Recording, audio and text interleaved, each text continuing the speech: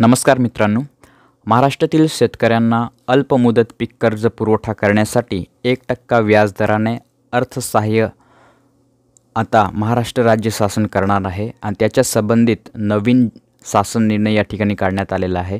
तर शासन निर्णयामध्ये काय आहे शेतकऱ्यांसाठी ते आपण सविस्तर या व्हिडिओमध्ये समजून घेणार आहोत। तर व्हिडिओ शेवटपर्यंत पहा आणि जर आपल्या चॅनलवरती तुम्ही पहिल्यांदा आला असाल तर आपल्या चॅनलला सबस्क्राइब करून घ्या, कारण असेच माहितीपूर्ण व्हिडिओ तुम्हाला पुढे सुद्धा भेटत राहणार।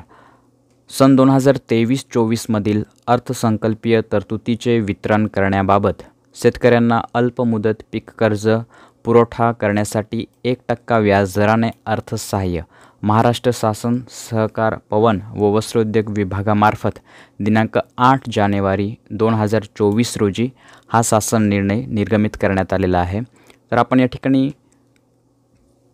प्रस्तावना आपण पाहून घेणार आहोत।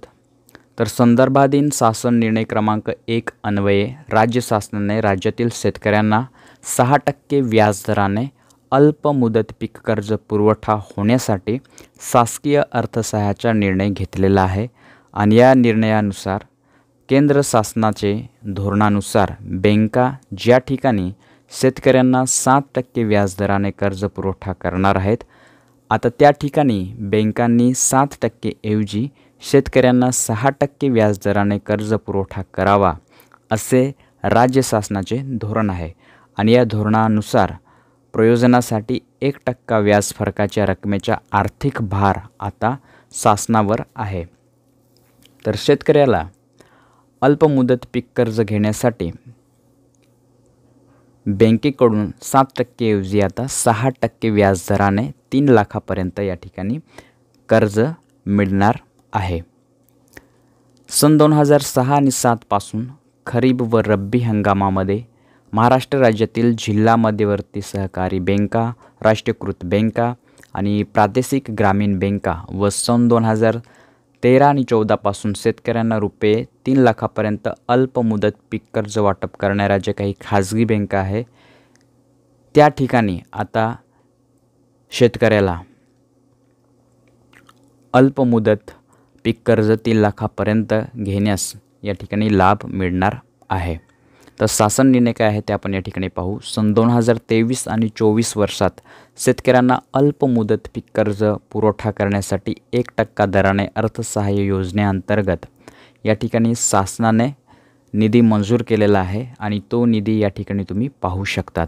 तर आता यापैकी 2,40,00,000 एवढा निधी वितरण वाचा क्रमांक 4 मध्ये दिलेला आहे। त्याचप्रमाणे 4,80,00,000 निधीचे वितरण हे वाचा क्रमांक 5 मध्ये दिलेले आहे आणि 2,40,00,000 निधीचे वितरण वाचा क्रमांक 6 येथे शासन निर्णयावे करण्यात आलेले आहे।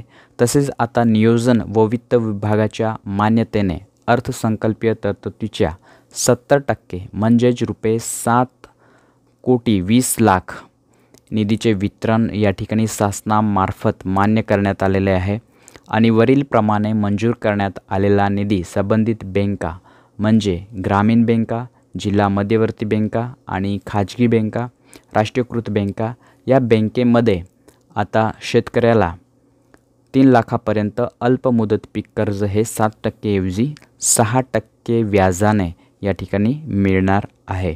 तर अतिशय हा महत्त्वपूर्ण व्हिडिओ जर तुम्हाला आवडला असेल तर लाईक करा आणि जर हा GR तुम्हाला वाचायचा असेल तर याची लिंकसुद्धा तुम्हाला व्हिडिओच्या डिस्क्रिप्शनमध्ये भेटून जाईल आणि जर आपल्या चॅनलवरती तुम्ही पहिल्यांदा आला असाल तर आपल्या चॅनलला सबस्क्राइब करून घ्या, कारण असेच माहितीपूर्ण व्हिडिओ तुम्हाला पुढे सुद्धा भेटत राहणार। भेटूया पुढच्या व्हिडिओत, तोपर्यंत जय हिंद, जय महाराष्ट्र, धन्यवाद।